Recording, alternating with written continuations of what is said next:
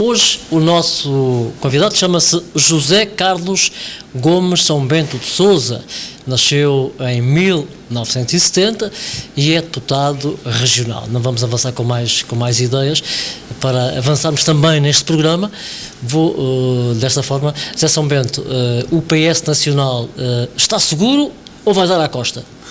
Eu acho que queria começar por agradecer muito o convite. Eu já tinha conhecimento, já vi vários programas e entrevistas que fizeram a várias personalidades da nossa sociedade e recebi o vosso convite com enorme surpresa e com grande orgulho, e confesso que é com muito gosto que estou aqui também ajudando um pouco a colaborar e a construir a SMTV, que desejo também que tenha um futuro próspero e um futuro de grande sucesso. Muito obrigado. E agora o PS? A pluralidade de opiniões é sempre muito importante na nossa sociedade e, portanto, os meus amigos estão aqui, no fundo, a construir aquilo que pode vir a ser no futuro um fator relevante para esclarecer as pessoas e para formar opinião, e isso acho que é positivo para os Açores. A sua opinião? Mas em relação ao PS, eu acho que o PS neste momento, à data que gravamos o programa, de facto está um pouco em convulsão, mas eu acho que o Partido Socialista é um partido responsável, um partido democrático, e portanto saberá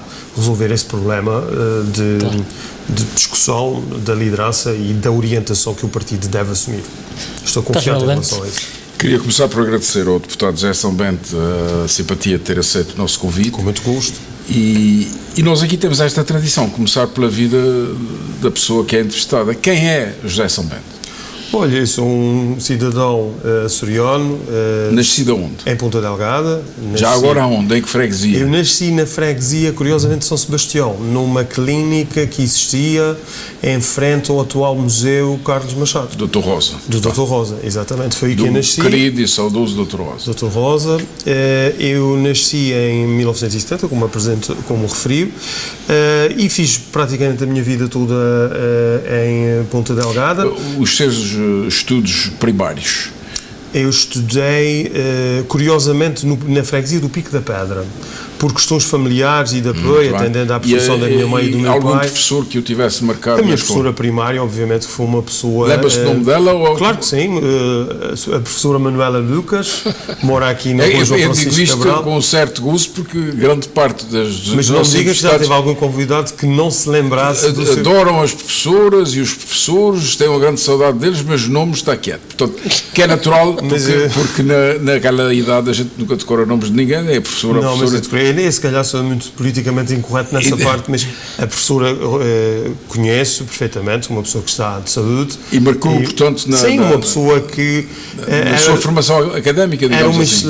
Era uma excelente professora, mas era uma professora, como se diz agora, à moda antiga. Era muito rigorosa, muito exigente, dava-nos reguadas, ainda apanhei isso. Também eu. Mas não são mais do que nós. Foi uma pessoa... E depois da escola passa para onde? Nunca me esqueci. Depois fui estudar para a escola Roberto Ivans, na altura para fazer aquele que era o primeiro e o segundo ano, portanto já ao pé do teatro, ao pé do teatro no Palacete Jacomo Correia velho. No Palacete Jacomo Correia, exatamente. Depois e aí há também algum professor ou alguma professora que o marca? Vários professores, mas eu gostava de destacar dois professores. Foi, como referi, uma foi a minha professora primária, e uma outra professora que eu já apanho, como dizia, depois da Roberto Ivans, depois do liceu, eu sou da turma dos pioneiros da Escola Secundária das Laranjeiras, da primeira turma. E aí voltei a ter bons professores, quase sempre, tirando a línguas, na altura era um problema da educação, do sistema de educação dos Açores.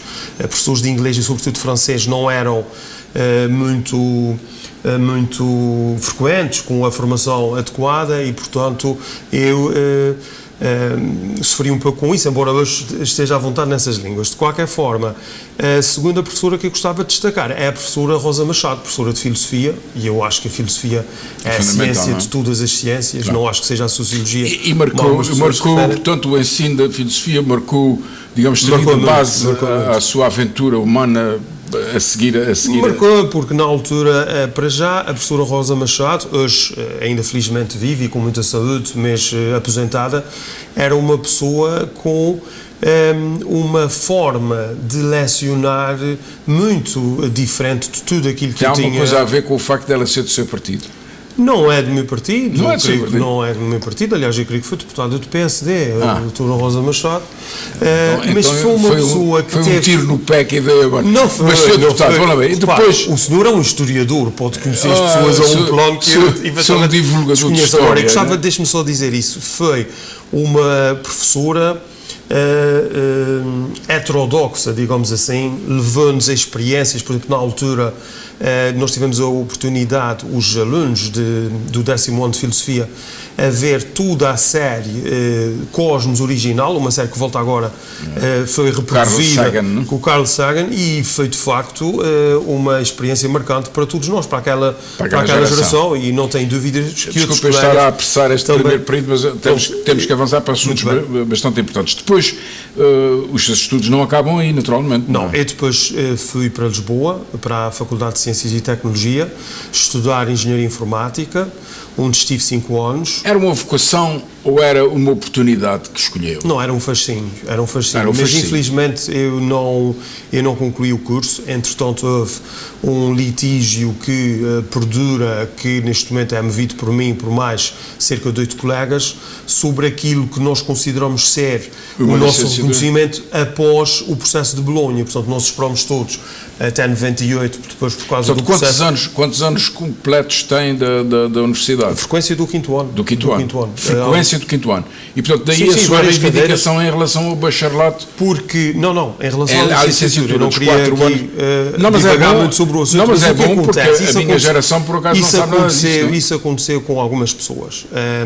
Os cursos eram de 5 anos e passaram a ser 3 anos, o chamado processo de Bolonha, no âmbito de uma reforma impulsionada pela União Europeia, visando a maior mobilidade dos estudantes. E isso levou a uma grande uniformização dos cursos a nível europeu, que permitisse o aluno fazer os Erasmus em várias universidades, nos vários países da União Europeia. E nesse processo, basicamente, aquilo que ocorre é que eu acho que faço aquilo que fiz durante os 5 anos, quando o curso passou para 3 anos, já teria direito ao grau de licenciatura, mas isso ainda não está apurado, um processo muito demoroso, mas que eu terei que resolver. Bom, academicamente isso não prejudicou, em termos políticos, isso não prejudicou em coisa nenhuma, não é? Em termos de acesso. Não sei. Mas não sabe porquê, já agora vamos... Não, porque... Acha que se tivesse, por exemplo, Carlos César não acabou também o curso de Direito, não é? Sim, mas a questão não é essa. Eu acho que, e eu defendo isso, acho que as pessoas devem completar a sua formação e devem ter uma formação sólida numa determinada área. E, sim, portanto, mas não é só a universidade que dá isso, não é? Não é só, mas, de maneira nenhuma, mas... O Sr. Deputado sai da universidade e vai para onde? E vem para os Açores, onde... Porquê? Vem para os Açores porque o projeto de fim de curso era fazer um estágio na SATA. E foi isso que eu tentei fazer. Entretanto, comecei a dar consultadoria em algumas empresas privadas, isso também foi muito positivo para a minha formação. Na sua área de eletrónica, sim, não é? de informática. Qual é a diferença entre eletrónica e informática, já agora? A eletrónica tem muito a ver com a infraestrutura comunicacional, ou seja, as redes, todos os devices, como se costuma dizer, os aparelhos que permitem a ligação dos impulsos elétricos entre os computadores e os diversos periféricos. A informática tem a ver com aquilo que é o software, ou seja, com a componente dos sistemas de gestão de todas essas peças, chamemos-lhe assim, que se interligam através de impulsos eletrónicos. Com essas peças ao serviço do homem, ao serviço do homem, nomeadamente aquilo que hoje em dia toda a gente usa, um processador de texto ou um browser para navegar na internet. Isso é a informática que faz isso através de várias linguagens de programação, nomeadamente o C++, que é uma das linguagens que eu aprendi. Ora bem, e a partir daí... A partir daí fui tendo um envolvimento crescente no Partido Socialista, mas isso também por uma opção que eu tinha tomado na altura. O meu pai, entretanto, tinha ascendido a posições de muito relevo aqui nos Açores, nomeadamente chegou a ser presidente da Câmara Municipal de Ponta Delgada. Sabe que fomos colegas de escola. Sei histórias muito interessantes sobre si que eu não posso contar aqui. Claro, espero bem, não é? Não contarei, mas isso nós combinamos, portanto o meu pai, enquanto esteve em atividade, eu não me envolvi muito politicamente, mas embora o sempre senhor tenha tem sido... um feitio completamente diferente do seu pai, não é? Sim, dizem isso, somos muito diferentes. Completamente diferentes. O senhor é uma pessoa mais calma. Não sei, sabe que eu retenho uma conversa sua há alguns anos, eu não o quero comprometer, espero não ser mal interpretado, mas não sei se recordo uma vez, o doutor disse-me, a propósito das minhas, na altura, lutas autárquicas com a doutora Berta Cabral, que eu era vereador da oposição e ela presidente da Câmara, o doutor chegou ao pé de mim e disse assim: você tem algumas ideias boas, mas às vezes parece muito agressiva. Veja lá essa coisa da agressividade. E eu nunca me esqueci, porque de facto eu nunca procurei ser agressivo com ninguém, nem em nenhuma fase da minha se calhar, em vez de agressivo, tem dito contundente, não é? Pois, mas às vezes o seu pai já era, não é? Mas sabe, eu acho que é muito importante na vida política e não só, nós sermos muito claros, mesmo em relação àquilo que nos distingue. E não tem problema nenhum com as polémicas e com os confrontos, porque eu acho que os confrontos são positivos, a política é feita do confronto de ideias, e se eu demarcar muito bem aquilo que eu defendo e ainda também assinalar os contrastes que os meus adversários defendem, eu acho que a pessoa fica mais esclarecida e mais consciente do que podem ser as opções a tomar. Sabete foi vereador da Câmara de Ponta Delgada durante quanto tempo? Eu fui vereador entre 97 e 2001, 4 anos. Na altura, foi no último mandato do Dr. Manuel Arruda. Muito bem. E depois voltei a ser entre 95 e... entre 2005 e 2009. E depois já com Berta Cabral? Sim, já com Berta Cabral. E depois entre 2009 e 2013, até às últimas autárquicas. E, portanto, apanhei... Digamos que o Conselho de Ponta Delgada não tem segredos para si, não é? Não diria tanto, mas conheço muito bem a realidade autárquica. É uma obrigação face aos cargos que desempenhei, evidente. Aliás, isso permitiu ou impulsionou a publicar as suas opiniões na imprensa diária. Sim, semanalmente pediram-me para escrever sobretudo sobre política, e eu escrevo sobre várias questões. Por exemplo, o último artigo foi sobre a leitura sobre os resultados das europeias. Eu li atentamente o seu artigo, mas a gente já vai lá. Agora queria partir da base de que o senhor conhece bem. O senhor nasceu em Ponta Delgada, não é? Vivi sempre aqui. Exoticamente fez a escola no Pico da Pedra, não interessa. Mas sempre a viver em Ponta Delgada. Sim, claro. E, portanto, é filho de uma pessoa que também nasceu aqui, que tem as suas raízes totais aqui. Conhece bem o sentir disto. E eu fazia-lhe a pergunta. Há aqui uma grande polémica em Ponta Delgada. A cidade está em rebuliço por causa da ida do resplendor do Senhor Santo Cristo para Lisboa para uma exposição. O que é que pensa disso? Bem, eu penso que, acima de tudo, a estrutura, a organização que tem a responsabilidade de gerir o Tesouro do Santo Cristo deve determinar o que é que se fará com a joia. Não é? Isso parece-me que as coisas funcionam assim e que não há, além disso, a não ser eventualmente a Diocese, que não haverá uma tutela externa sobre isso. Agora, desse ponto de vista, eu respeito aquilo que o santuário decidir. A minha opinião como cidadão é que eu gostaria muito de ver duas coisas. Primeiro, esta joia restaurada, porque isto é um dos aspectos que não tem sido muito falado, e por aquilo, fazendo tomando como idóneas várias notícias que já foram publicadas e que não tem razão nenhuma para duvidar, a joia necessita de reparação, e ao que havia, inclusivamente, de uma reparação de certa forma urgente, e eu gostava que isso fosse feito, porque isso é que permitiria preservar o resplendor durante muito tempo. E, por outro lado, acho que também seria de grande prestígio esta joia constar numa exposição no Museu, creio, de Arte Antiga. Sim, mas isto é teoricamente. Teoricamente está tudo certo. A Mona Lisa ou a Gioconda já esteve em Nova Iorque, a Pietà do Miguel no tempo do Kennedy, da Jacqueline pediu ao De Gaulle para... E o De Gaulle emprestaram. Não se conseguiu fazer um seguro porque era tão caro que era incomportável, de maneira que aquilo teve que ir com segurança militar para Nova Iorque e daí regresso, etc. Medidas completamente impossíveis para outros países que não fossem a França e os Estados Unidos. A Pietà também já saiu já esteve suponho que na Rússia ou assim, portanto, não é sem precedente que haja uma coisa destas. A questão é, o esplendor não pode ser levado numa mala, no avião, nos joelhos de passageiro, que vai, o chupado que vai e vem e traz ou a senhora freira que vai e traz o respeito. O problema nem sequer é esse. O problema é saber como é que a reação pública, e o Chuck tem a obrigação de conhecer bem a opinião pública de Ponta Delgada, que já está a reagir mal, já estão as pessoas estão histéricas, digamos assim. O que é que acha? Não, eu não diria que estejam histéricas, penso que não será tanto, mas de facto a interpretação que eu faço é que há uma significativa maioria de pessoas, é o que me parece, que de facto são contra.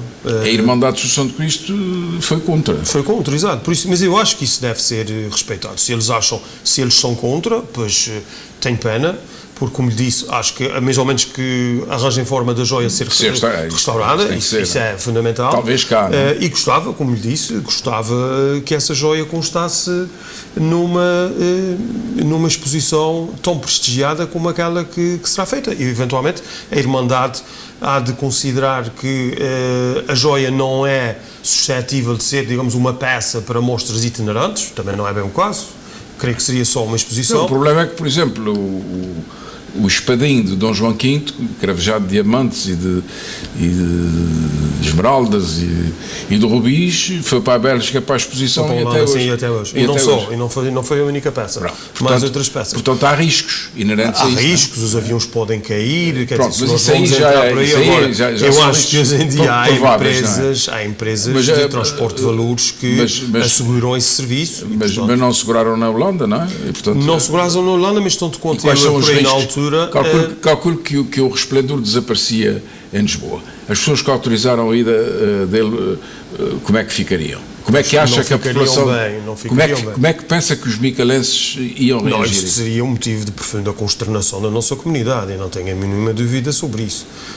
Basta ver aquilo que hoje, em dia, representa a festa do Senhor Santo Cristo dos Milagres. Claro, não tenho a mínima dúvida sobre isso. O que eu acho é que nós podemos estar aqui a colocar várias questões que eu diria são quase do domínio académico. Sim, sim. Agora, na prática, eu acho que há condições, que é aquilo que no fundo todos desejariam, para isto, o transporte e a conservação da peça, a exposição da peça e o seu retorno, fosse feito com todas as condições de segurança. Esse caso que referiu em relação a uma situação muito infeliz que ocorreu já há alguns anos, o desaparecimento de peças importantíssimas do Estado português, isso também depois veio-se a apurar que houve vários descuidos no tratamento e na logística envolvida no transporte dessas peças. Bom, vamos à política então, falar um pouco destas últimas europeias. A abstenção. O que é que o deputado José São Bento pensa que provocou esta colossal abstenção nos Açores? Infelizmente, nos Açores, infelizmente é um desinteresse e uma indiferença em relação às eleições europeias. Obviamente que nós temos, também não querendo aqui aprofundar muito o tema, mas nós temos uma abstenção técnica muito elevada, isso Sim. é referido por vários especialistas, ou seja, toda a gente do valor apurado nós deveríamos descontar 20 pontos percentuais, cerca de 20 pontos percentuais, entre 14 a 20. Agora, não há dúvida nenhuma. Devido às pessoas que se ausentam do arquipélago. À desatualização dos cadernos, que é sempre muito mas o Governo não devia o Governo faz isso, mas providenciar assim, isso de uma forma absolutamente rigorosa mas não é imperativa. fácil de fazer. Porquê? Por questões de natureza legal e procedimental, não é fácil fazer essa limpeza. Não pode haver um protocolo com as conservatórias do registro civil para a comunicação imediata? Claro que teoricamente pode. Agora, como sabe, o tratamento administrativo e não só relacionado com o ato eleitoral é extremamente sensível e, portanto, não são muito fáceis as medidas que, algumas delas são evidentes, permitiriam reduzir substancialmente o fenómeno da abstenção. Mas, independentemente disso, é óbvio que houve um grande alinhamento da nossa população em relação a eleições que são importantíssimas, claro. Mas aí acho que os partidos políticos e os políticos também têm alguma responsabilidade nisso, porque está mais do que visto que quando os partidos não se envolvem profundamente nas campanhas eleitorais, quando os políticos não também participam muito em ações de campanha, no esclarecimento das pessoas, isso contribui também para a abstenção, ou seja, o sistema político baseado nos partidos e nas lideranças partidárias também tem um efeito muito importante na mobilização das pessoas para votarem.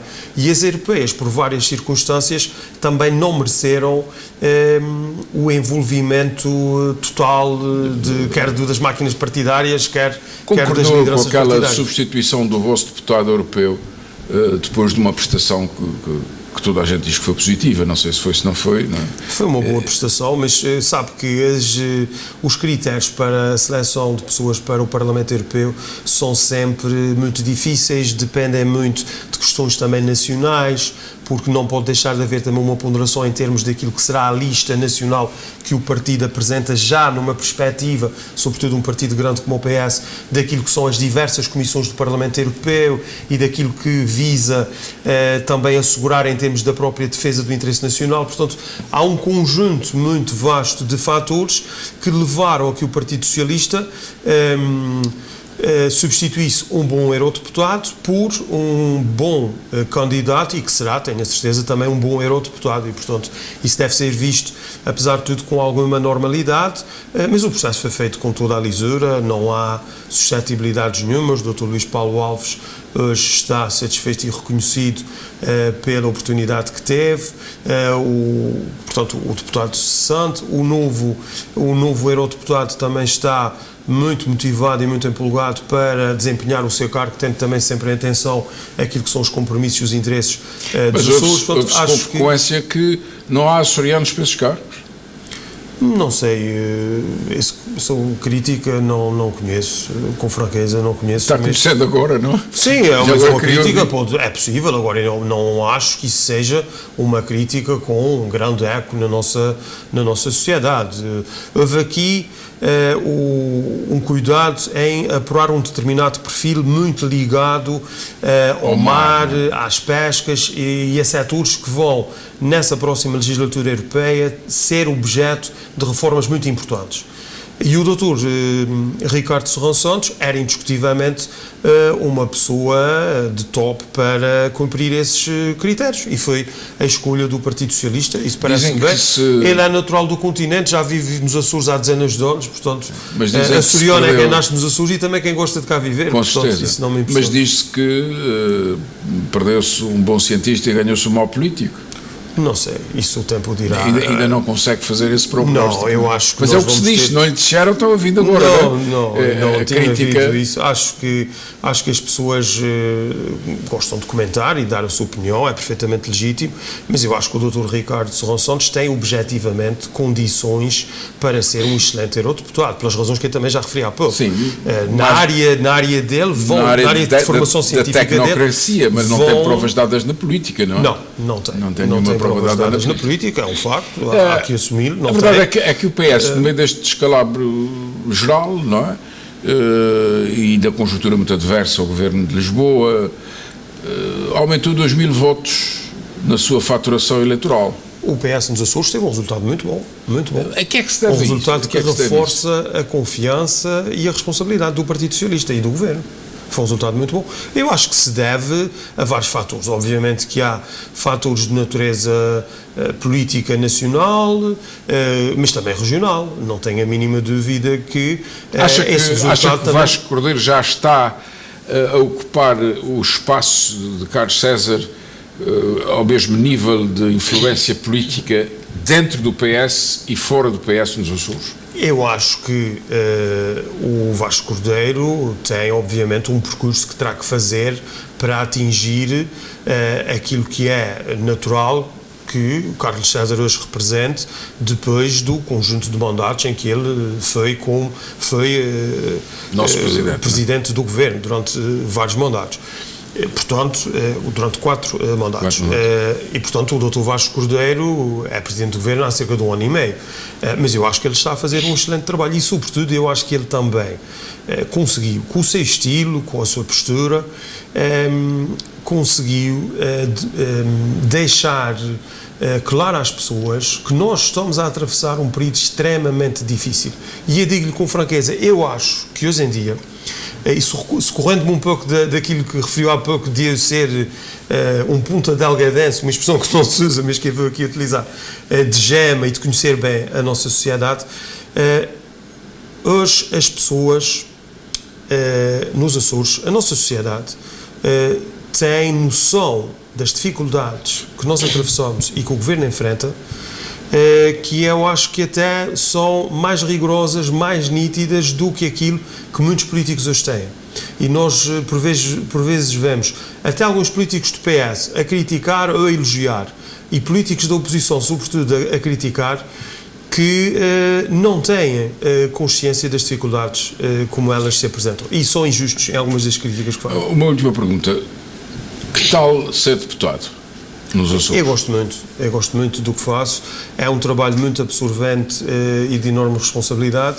Eu costumo dizer aos meus amigos que o meu trabalho é descomplicar e resolver problemas, no fundo, e isso significa que nós trabalhamos muito e, de facto, eu tenho, por vezes, dias de muitas horas a trabalhar. Se tivesse que identificar o seu adversário da oposição que mais dores de cabeça podia identificar algum nome ou não pensa em ninguém?